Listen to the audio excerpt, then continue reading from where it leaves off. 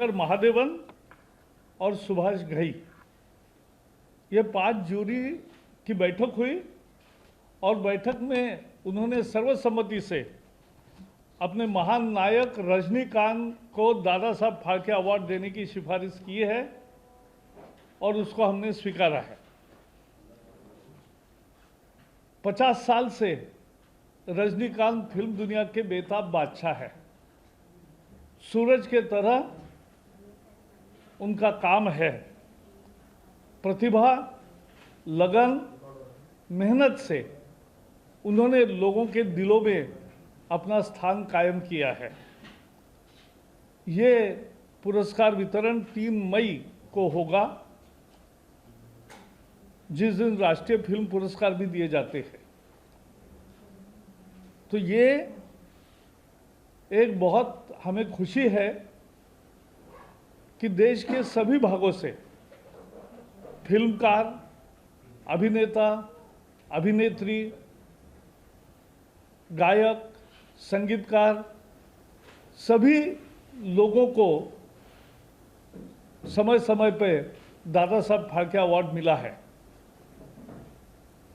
आज इस साल का ये दादा साहब फाल्के अवार्ड महान नायक रजनीकांत को घोषित करते हुए हमें बड़ी खुशी है। India every year gives Dada Saheb Phalke Award for a film personality. This year, this selection is made by juries.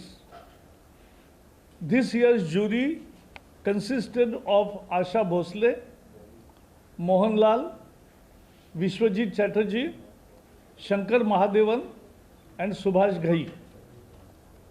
और 5 जूरीज ने बैठक करके एक राय से महान नायक रजनीकांत को दादा साहब फाल्के अवार्ड देने की सिफारिश की और इसलिए उनके नाम का ये पुरस्कार घोषित हो रहा है।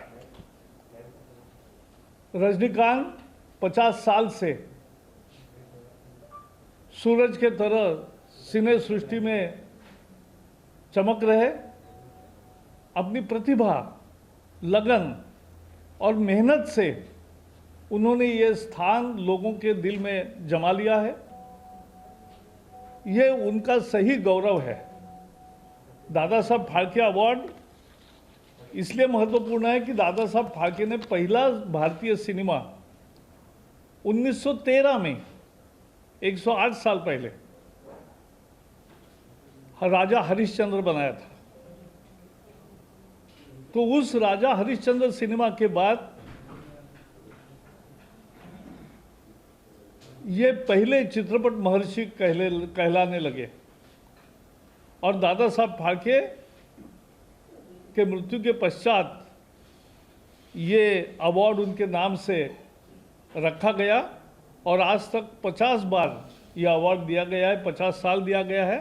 इस साल ये 51वां साल है और रजनीकांत के चयन पर निश्चित मुझे देश भर में खुशी आएगी, ये मुझे पक्का विश्वास है। So we are happy to announce Rajinikanth's name as suggested by juries for Dada Saheb Phalke Award, because Dada Saheb Phalke was the founder of Indian film industry. 108 years ago, he created first Indian film titled Raja Harishchandra, and since then there is always growth, horizontal and vertical, of Indian cinema. Now Indian cinema has made impressions throughout the world and it will become world cinema. It has already become world cinema, and Indian cinemas fans are spread over all the globe and it will continuously increase.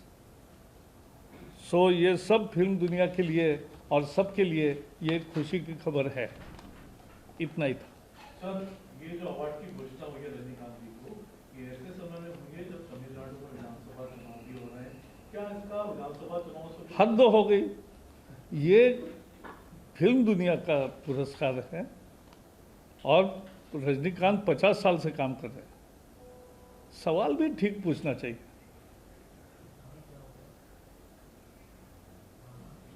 बहुत बहुत धन्यवाद। Sir एक राजनीतिक सवाल है।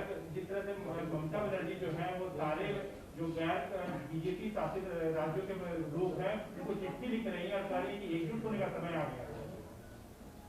ममता बनर्जी की चिट्ठी एक हताशा का प्रतीक है। वो मन में समझ गई है कि वो हार रही है।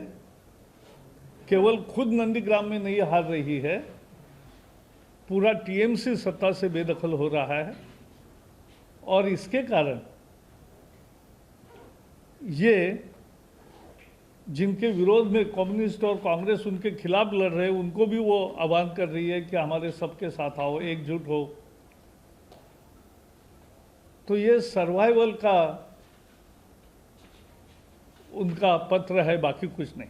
सर एक सवाल है सर, पहले फेज में जिस तरह से वोटिंग हुई 84% करीब वोटिंग हुई, आज एक बार फिर से वोटिंग हो रही है।